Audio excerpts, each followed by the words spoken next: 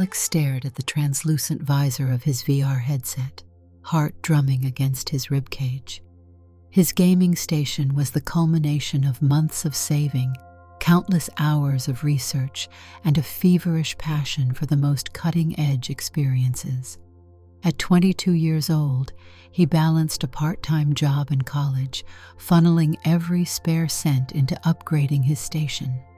Now, nearly every inch of his small living space was dedicated to cables, monitors, cooling fans, and, most notably, the sleek black contour of the top-tier full-immersion VR rig that dominated one side of his studio apartment. He'd wanted the best, and so he had it. He tugged at the suit draped over the padded recliner, a haptic skin suit that promised unparalleled authenticity of touch and motion. The ad copy had been seared into his memory. Weeks earlier, he'd carefully unboxed the suit, gingerly setting up each sensor with trembling anticipation. Those first few sessions had been mesmerizing. It had felt like stepping into new worlds, with every sensation mapped directly onto his body. Swinging an imaginary sword? There was the pressure of the hilt in his hand. Walking across rough terrain? A soft prickle traversed his soles. It was nearly flawless, especially when paired with the custom environment of a fantasy role-playing game he had been engrossed in for months. He double-checked the rig's cables, and then smoothed out the folds in the skin suit, which clung to his lean frame. He was tall and rangy, with brown hair perpetually in a state of chaos, as though he'd just woken up. His eyes, lit with a restless curiosity, scanned the small readout on his VR console. Everything was reading normal. The day's plan was to push deeper into the game's mysterious canyons, accompanied by the elven NPC companion, who had proven surprisingly useful in guiding him through labyrinthine quests. He took a long breath before sliding into the recliner. The suit's microsensors glided across his skin, and the gentle hum of calibration washed over him. He slipped on the headset, and in an instant, the world around him melted into swirling colors. Then, the fantasy realm materialized, rolling hills, tall grass brushing at his knees, and a luminous sky. He flexed one gloved hand and watched the corresponding movements in-game. Perfect synchronization. He turned to see his NPC companion, an elf named Ayana. She had become a steadfast presence, a wise and unshakable figure. With each quest, she'd guided him, her manner crisp and slightly aloof in the typical style of the game's elven portrayal. Alex had grown fond of those moments, especially when her magical staff glowed with swirling energy in the middle of tough battles. "Are you ready?" she asked, her voice a gentle chord resonating through the VR environment. He nodded, flicking through his in-game menu. "I've stocked up on potions. Let's do this." He started forward, boots crunching across the overgrown path. They navigated for hours, occasionally pausing to defeat rogue creatures or solve puzzle-locked entrances to ancient ruins. The haptic skin suit relayed each subtle shift beneath Alex's feet, each surge of adrenaline when he was struck by an enemy's blade. He lost track of time, fully submerged in the labyrinthine dream of role-playing. The real world might as well have been a distant planet. At one juncture, a sudden bellow of thunder rattled the fantasy sky. It was unexpected. Although the game supported dynamic weather, something about the rumble felt too sharp, too immediate. In the real world, simultaneously, the hum of his console spiked. The power in his apartment flickered.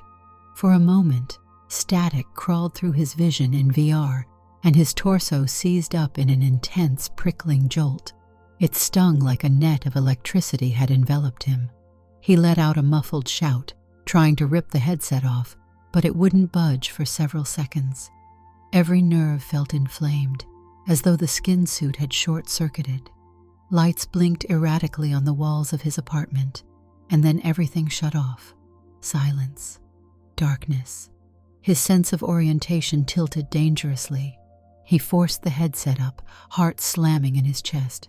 The overhead lamp sputtered back on, dimly illuminating the clutter of his gaming corner. A subdued crackle came from the VR console, followed by acrid smoke seeping out from beneath the main panel. "No, no!"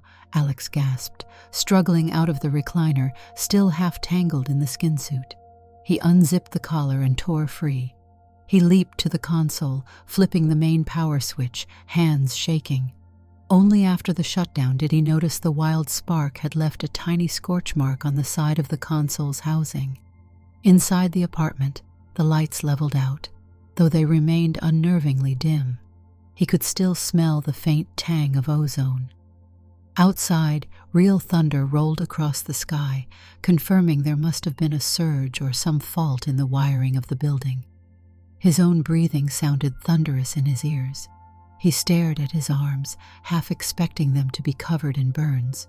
Instead, he just felt a weird tingle that danced over his limbs, pulsing in small waves. "Great," he muttered, patting himself as though that would shake the feeling away. His entire left side buzzed like it had fallen asleep. The sensation was not exactly pain, more like a disorienting hum in his skin. He realized, with creeping dread, that a single day of power fluctuations might have cost him thousands of dollars in damage. The money he had poured into ensuring he had the best hardware now seemed in jeopardy. Slowly, he knelt by the console, checking for further signs of meltdown. The haptic suit was still draped across the recliner, inert, but he couldn't help a flicker of worry. Had the suit or the VR rig fused in some bizarre way? Suddenly, his phone buzzed on the desk. As if on cue, the console's built-in AI attempted to reboot, but it failed. The phone was blinking with a tech support message. He fumbled to unlock it. "You have an urgent system alert. Please contact your VR set provider's support center at once." He scrolled to find an attached number. After a few tries, he managed to get through to the support line. An automated voice put him on hold, piping in tinny music that did little to settle his nerves. Then a calm, measured voice spoke up. "Thank you for calling Advanced VR Solutions Support. This is Lena. May I ask who I'm speaking with?" He let out a breath, the tension easing just a fraction. "Hi, my name's Alex. My VR console just..." There was a massive surge, and I think it fried part of it. Possibly the suit, too. "Hello, Alex," Lena said gently. "I'll do my best to help. Do you see any damage to the console or visible burn marks?" "Yeah, there's a small scorch on the side panel. Something started smoking. I shut everything down, and I'm not sure if it's safe to restart. Also, I felt a jolt through the suit when the power went weird." There was a slight pause on her end, perhaps the sound of keys typing. "All right, let me pull up your account details. I assume this is the model X102 skin suit with the Series 3 immersion rig?" "That's right," he replied, glancing at the rig as if to confirm. "Purchased it a few months ago." "Yes, I have it here in your file. Don't worry. We'll troubleshoot and see how we can fix this. Please don't attempt to power it on again until we run a few checks." He sank into the chair, phone pressed to his ear. The tension in his shoulders lessened just from her steady assurance. In the chaotic swirl of the last few minutes, it was a relief to have a professional on the line. He gave her the details she requested, everything from the serial number to the half-burned label on the backside. She occasionally asked him to repeat things, her voice always low and methodical. When they finally ended the call an hour later, Lena had promised to email him instructions for diagnostic software. She suspected the motherboard that handled the haptic calibrations was partially fried. He asked if it was safe to use the suit in the meantime, and she strongly advised against it until they tested everything thoroughly. He hung up, exhaustion creeping in. It was well past midnight, and his body felt battered by the surge. He decided to shower and call it a night. In the morning, he woke up with a peculiar sensation. For a moment, he couldn't place it. He usually slept in a loose t-shirt and shorts, comfortable and airy. But as he swung his legs over the edge of the bed, the simple act of sitting up made him wince. It felt like the fabric was scraping across his skin in unexpected ways. He held his breath, running his palms over his arms and shoulders. There was no visible injury, but it was as if an echo of last night's jolt still reverberated under his skin. He tried to shrug it off as some form of static cling, maybe leftover tension in his muscles. Yet as he moved around, brushing his teeth or making coffee, he became increasingly aware of a mismatch between how his body felt and how he was used to moving. Each stride felt slightly off, as though he were expecting a different stance. When he leaned against the counter, a strange tingle spread down his side. Shaking his head, he trudged to his workstation. The email from Lena was there, complete with a diagnostic link. He plugged in the console, carefully running the program on his laptop. Meanwhile, the suit lay draped on the recliner, looking innocuous. He couldn't resist prodding it a bit. No visible damage from the outside, no scorching or tears. He pressed a few sensors, but they remained dark and unresponsive. He took a seat at his desk, wearing a fresh shirt and comfortable sweatpants. He noticed how the waistband rubbed awkwardly, as though it was pressing into skin that shouldn't be there. Every motion felt subtly out of alignment. He sipped his coffee, trying to push away the nagging sense of displacement. Surely it was just a leftover effect from the short circuit. Maybe some neural confusion from the surge. It would wear off. He told himself that repeatedly, but as the day progressed, the phantom sensations grew more pronounced. Around noon, the phone rang. "Hi, Alex.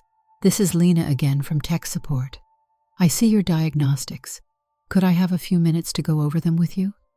"Of course," he replied, pressing his phone to his ear again. "I've been waiting.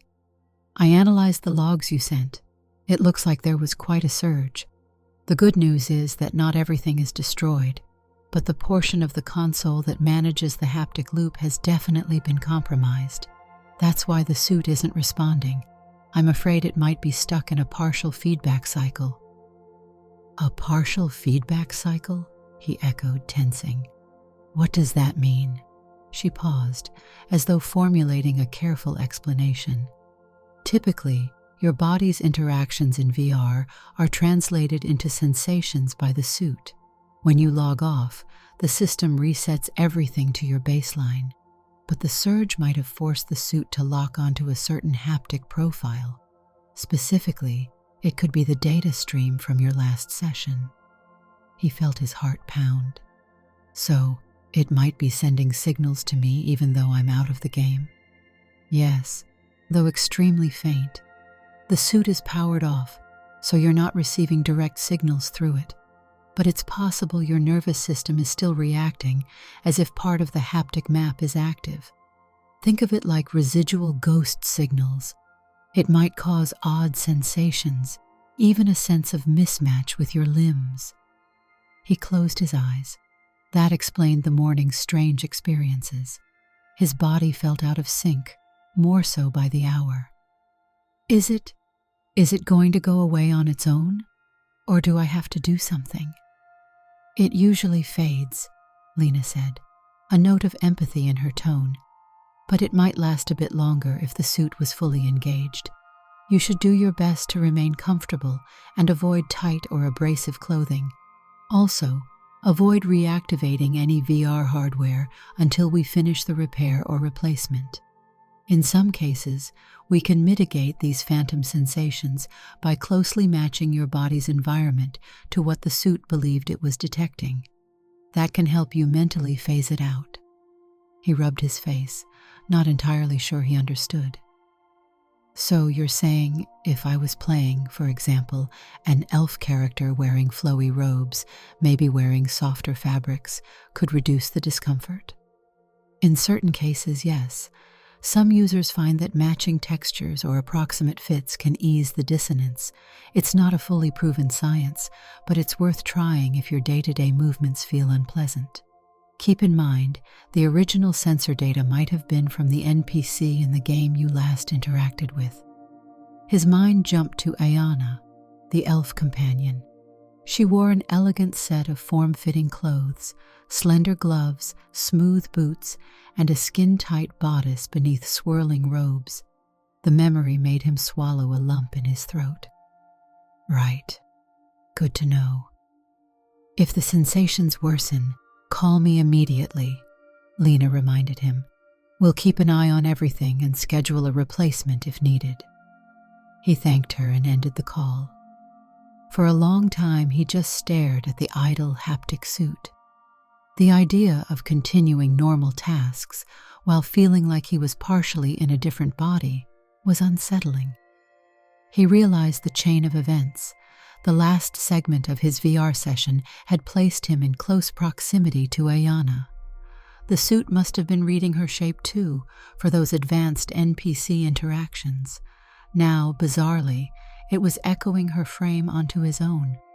He tried to go about his day, cooking lunch, drafting an essay for a class, but every movement reminded him something was off.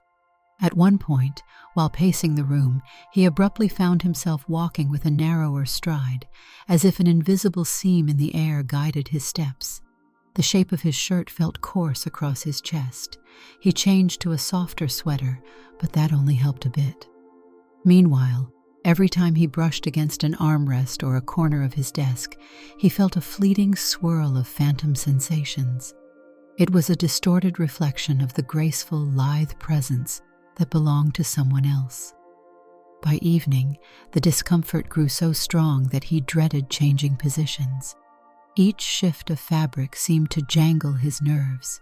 The idea Lena had mentioned, wearing something more akin to Ayana's outfit, nagged at him. He felt a flash of embarrassment at first, but his exasperation with the persistent friction pushed him to consider it more seriously. He stared at the game's main website, pulling up concept art of Ayana's outfits, focusing on the undergarments and outer pieces. They were often depicted with flowing silhouettes and gentle body-skimming cuts. Despite his reluctance, he recognized that the stylized women's clothing might mimic the textures the malfunctioning haptic map expected. His rational mind warred with his sense of pride. Would he really order clothes tailored for a female form just to alleviate this bizarre condition? Yet the pressure of the day's frustration weighed on him. As the hours dragged on, the looming question persisted. How far was he willing to go to find relief? Late at night, he caved. He opened an online store, specifically one that offered women's clothes with a fantasy flair, flowy skirts, snug bodices, smooth leggings. He spent a long time browsing, equal parts mortified and strangely transfixed. He added items to his cart that resembled the look of Ayana's costume, and then found some modern alternatives with similar cuts or materials. The purchase felt surreal, but he was desperate. He paid for expedited shipping and collapsed onto his bed. Sleep came in fitful bursts, punctuated by twinges of phantom sensations that refused to let him rest. In the morning, he woke up feeling an odd swirl around his legs and torso. The intangible outline of Ayana's shape haunted him. Though his reflection in the mirror was the same tall, lanky figure, he felt as though a second presence was layered over him. Coffee didn't help.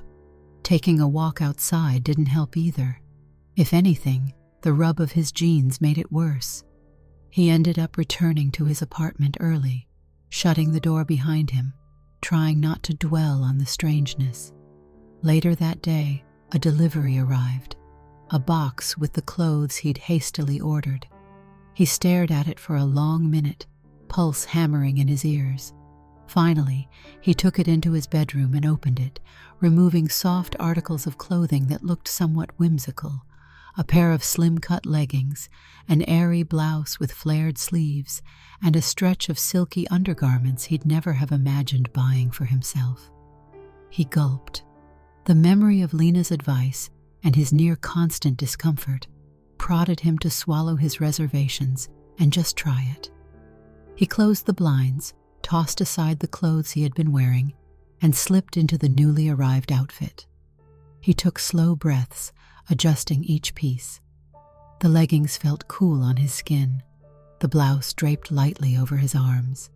At first, the sensation was jarring, foreign. He turned in front of the mirror and felt a rush of heat color his cheeks. It was undeniably not how he ever pictured himself dressing. But almost immediately, the abrasive friction receded.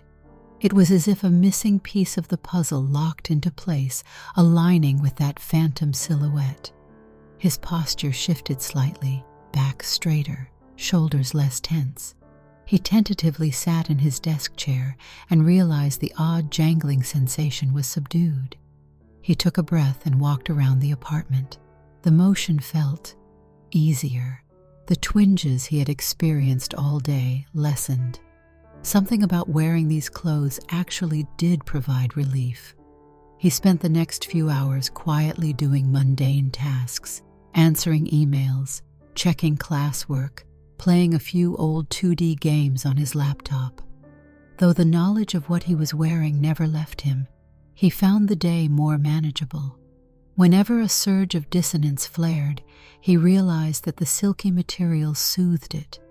He dreaded what others might think if they saw him, so he remained behind closed doors. Yet he couldn't deny it worked. That evening, after dinner, his phone rang again. It was Lena. He pressed the phone to his ear, hesitating as he glanced down at his unconventional outfit. A flush spread across his face. "Hey, Lena," he managed. "Good evening, Alex. I'm just checking to see how things are going with the phantom feedback. Do you need additional support?" He exhaled softly. "I'm coping. Still weird, but I've tried some alternative clothing options, and that's taken the edge off." "That's excellent," she said, her tone brightening. "I know it can be unsettling, but it sounds like your body is responding to the workaround. Let's hope the effect continues to fade." He thought about the implications. "Any idea how long until the suit is fully repaired or if I need a new unit?" "We're shipping out replacement parts tomorrow. After you install them, we can run more diagnostics. If it's still compromised, we'll proceed with a replacement. The good news is your coverage plan should handle most of it." Her reassurance made him sigh with relief. "Thank you. Really. I can't tell you how helpful this is." "It's my job," she said, almost sounding amused. "But I'm glad to hear it. Remember, if the sensations become too much, or if you notice any new symptoms, call me. Sometimes these phantom signals spike before they fade." They ended the call, and Alex set his phone aside. He was unexpectedly grateful for Lena's calm presence. The day's tension melted further, leaving him sitting in the gentle hush of his living space, wearing clothes he had never thought he'd own. In the quiet, he let himself feel that sense of respite. It may have been strange, but he couldn't argue with the relief it provided. The next morning brought a slight improvement. The swirl around his body was still present, but milder, like an echo. He found himself able to slip into his old sweatpants for an hour or two without being completely overwhelmed by sensory friction. That was progress. The entire day was spent toggling between these new clothes and his usual wardrobe, testing the threshold of his comfort. On the third day, a package arrived from the VR company, a small crate filled with replacement components. Lena guided him over the phone as he carefully opened the console's casing and swapped out circuit boards. He installed a fresh array for the haptic manager, meticulously connecting each pin according to her instructions. Once the new part was in place, he put the console back together and tried powering it on. The fans whirred, the lights cycled, and for a moment, everything seemed normal. "All right, Alex," Lena said. "Let's run the new software patch and see if the system fully recognizes it." He navigated to the patch file she provided, launched it, and watched lines of code scroll across his screen. Then the software did a full recalibration routine. The console beeped. A prompt appeared. Recalibration of haptic suit recommended. The icons glowed with readiness, as though eagerly awaiting the next step.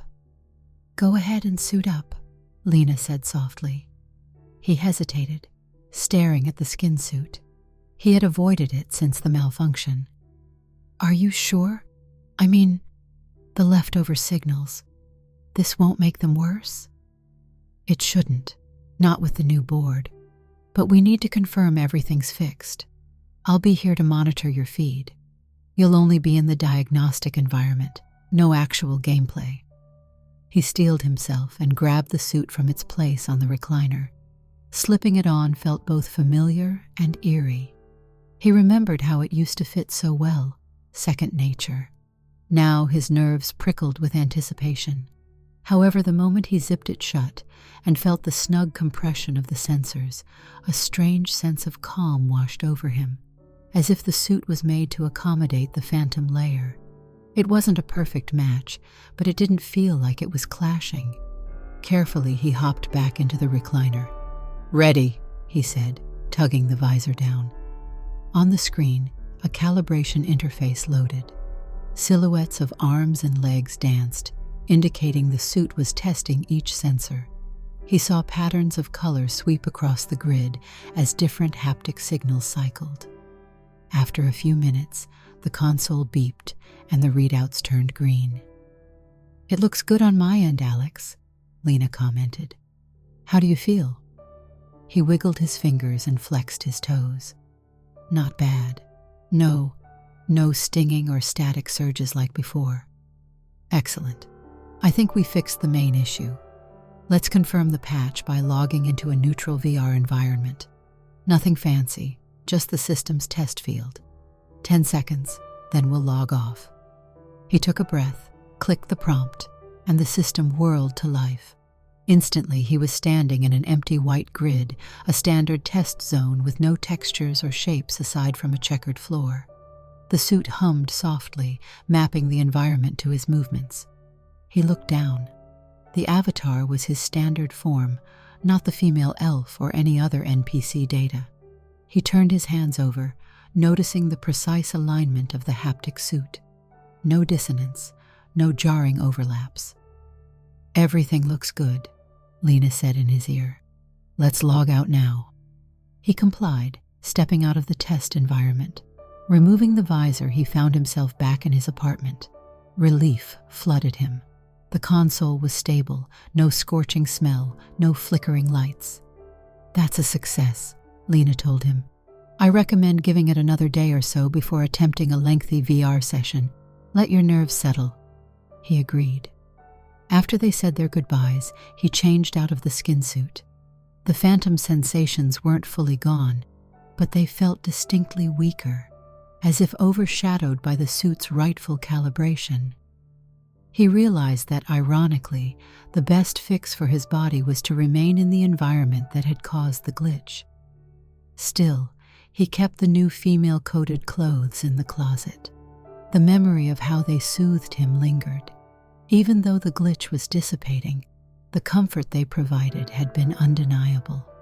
Over the next week, the dissonance receded day by day. Lena checked in regularly, and he found himself looking forward to those calls, her voice a steady anchor in what had been a tumultuous time. Though they had never met, he felt a genuine bond with her over the line, born of trust, and her dedication to helping him navigate an experience she admitted was extremely rare. By the 9th day, Alex found he could wear his normal clothes for hours with only brief flickers of discomfort. The shape of Ayana's body no longer pressed so forcefully on his mind or skin, and yet an unexpected feeling of nostalgia struck him whenever the memory surfaced. There had been a fleeting elegance in the alignment, and he realized that the cross-style clothing had felt oddly liberating in some intangible way. That was when the final conversation with Lena took place. "Good news, Alex," she said, voice bright. "Everything in the logs indicates your system is fully stable. We can safely say that Phantom Loop is gone, or nearly gone. Have you had any more issues? He leaned back in his chair, looking out the window at the sunset. No, it's almost entirely faded. That's wonderful. If you want to resume normal VR gaming, just remember to pace yourself. Maybe shorter sessions at first. She hesitated. I know it's been a stressful time, but you've come a long way. I'm glad I could help. He felt a small tug in his chest. He thought about the surreal aspects of the entire ordeal, from the power surge to the frantic search for solutions to the new clothing that now sat folded neatly on a shelf. Thank you. Honestly, I never thought I'd have to deal with something like this. Life is full of surprises, she replied. But you handled it. If anything else comes up, I'll be here. They shared a moment of silence, an unspoken sense of closure to a unique experience. Then, with final cordiality, they ended the call. Days passed. Alex gradually returned to his normal gaming routine, occasionally diving back into the fantasy world. Ayana remained by his side in-game. He noticed, with an odd catch in his chest, that the presence of her shape no longer bled over into his real-world body. The sensations were strictly contained to VR. The haptic suit, thoroughly repaired, functioned flawlessly. It was almost as though nothing had ever gone wrong in the first place. Almost. Late at night, sometimes he would glance at the clothes in his closet. A swirl of memory would return. The phantom sensations, the persistent friction of his usual clothes, the immediate relief when he slipped into that smooth, flowy attire. It reminded him that for a short time he had inhabited a blurred space between the world he knew and a possible shape he had never considered. The recollection wasn't as uncomfortable as it once was. In fact, it carried with it a strange sense of comfort. He continued with his classes, hammered out his final papers, and made time to indulge in new VR experiences. The chaos from the power surge drifted into the past. But one night, during a routine cleaning of his apartment, he found himself taking a break and, on a whim, pulling out the garments he had bought. He brushed his fingers over the fabric. His heart sped up, not quite sure what to do with them now. He could discard them, donate them, or just stow them away forever. Instead, he folded them neatly and kept them in a drawer. Something about having them close felt right. It was a part of him now, in some way, a private reference to days that had been both terrifying and unexpectedly meaningful. Though the glitch was gone, the memory remained. He had stepped over a boundary he never imagined crossing, guided by necessity at first, but leaving him with a deeper awareness of how complex and malleable his sense of comfort could be. He discovered that a body, even one fully anchored in reality, could adapt to all sorts of illusions once a vivid virtual world and a haptic suit were involved. In the following weeks, he found new ways to enjoy his rig. He tried space exploration games, historical simulations, even puzzle adventures. He stayed in contact with Lena, though more as a casual courtesy than out of urgent need. She remained that calm, helpful voice on the other side of the line, and every so often she'd inquire about his system. He felt a flicker of camaraderie, remembering how isolated he had felt before she guided him through the worst of it. One evening, while rummaging for a comfortable outfit, he unexpectedly reached for the soft leggings he had tucked away. There was no more painful friction forcing him to do so, yet he slipped them on, letting the drape of the fabric settle over him. In that small moment, with the city lights glowing outside the window, he allowed a faint smile to cross his lips. The strangeness had come and gone, leaving behind new textures, new ways to feel at ease. Later, as he sat in his recliner, sans VR headset this time, he reflected on the entire arc. A single power surge had thrown his world into chaos, scrambling signals until he felt as if he were living in a borrowed shape. It had forced him to confront how reliant he was on technology and how deeply integrated it was with his sense of self. It had also introduced him to someone who not only understood the technical side, but spoke to him in a way that reduced his fear. He felt gratitude for Lena, for the fancy clothes he never thought he'd buy, for the strange twist that redefined how he related to the immersive world he loved.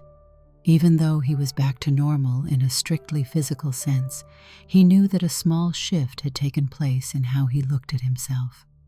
There was a sense of possibility in the memory of that fleeting alignment of textures and body. That recollection lingered in his mind like a quiet spark, reminding him that lines could blur in intriguing ways. Days turned into weeks, and the story of the power surge became something of an anecdote he shared selectively with a couple of close friends, though he omitted certain details, like the exact nature of the glitch and how he'd resolved it. It was enough to say that the skin suit had malfunctioned and caused bizarre phantom sensations. The full truth was more intimate than he cared to reveal.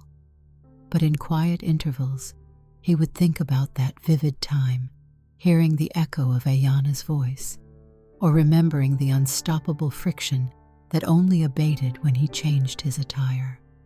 One afternoon, he found himself switching on the game again, re-entering the fantasy realm. He soared through a quest with Ayana, collecting relics in a lush forest. The vividness of the environment felt as dazzling as ever. As they reached the end of the quest, the elf NPC turned to him, staff in hand, her expression regal. The game's script triggered her victory lines, something about forging onward to new horizons. He couldn't help but grin at the sound of her voice. For a moment, he wondered if, on some level, the glitch had originated from the dynamic link between their characters. The suit's advanced AI was always scanning for subtle interactions, capturing how her presence might affect his own. The line between player and NPC had momentarily blurred, leaving a ghostly trace of her form in his nerves. But that was all speculation. The how and why didn't matter so much anymore. What mattered was that he had lived through it, improvised a solution, and discovered something unexpected about what made him feel comfortable. The final moments of that quest offered a cinematic vista of the forest canopy. Sunbeams poured through the leaves, and Ayana's elven silhouette stood proud in front of him. He raised his in-game sword in a salute. That was the moment the cutscene ended, fading back to the normal interface. He spent a little more time exploring, collecting items, then decided to log out for the day. He removed the headset and stepped out of the recliner. The real-world sunset was painting his apartment in glowing orange. He ran a hand through his unkempt hair, feeling the subtle weight of that memory again. The glitch had faded. The phantom presence was nearly gone, but he recognized that for a brief time he had felt an alignment with something entirely new. The clothes in his drawer were a tangible reminder that he could find solace in places he never expected. That night, over a simple dinner of takeout noodles, he found his thoughts drifting back to Lena. Despite her repeated assurances that she was just doing her job, Alex sensed a genuine kindness in how she guided him through a delicate situation. He began typing a short thank you email, describing how well the console functioned and how much he appreciated her thorough approach. He paused before hitting send, considering how to phrase it. He kept it straightforward and professional, but with enough sincerity to convey that she'd made a real difference. After all, she was the one voice that cut through his confusion and offered a beacon of calm. When he hit send, a soft relief washed over him. He realized that something as bizarre as a malfunctioning VR suit had forced him to examine aspects of his life he never questioned. How he moved in his body, the clothes he wore, the illusions and realities he let himself inhabit.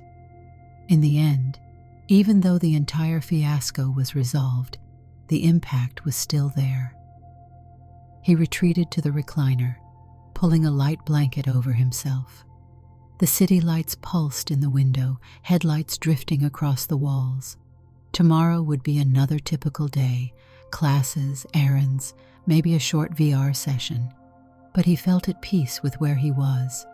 The suit was repaired, his body no longer felt assaulted by phantom signals, and he had a collection of unexpected garments neatly tucked away that reminded him of a journey bridging the gap between a glitching fantasy and the tangible reality he lived in. He could almost hear Ayana's voice drifting through his thoughts, calm and composed. He wondered how many others had experienced something like this, if it was truly as rare as Lena said. Probably only a handful, if any. But that was part of what made it so intense. The memory was his alone, to carry and reflect on. It was neither purely virtual nor purely real, but something suspended in between, like a lingering afterimage that accompanied him even when the VR console was turned off. Lying there, he let the warmth of the blanket envelop him. His phone rested on the small table beside him.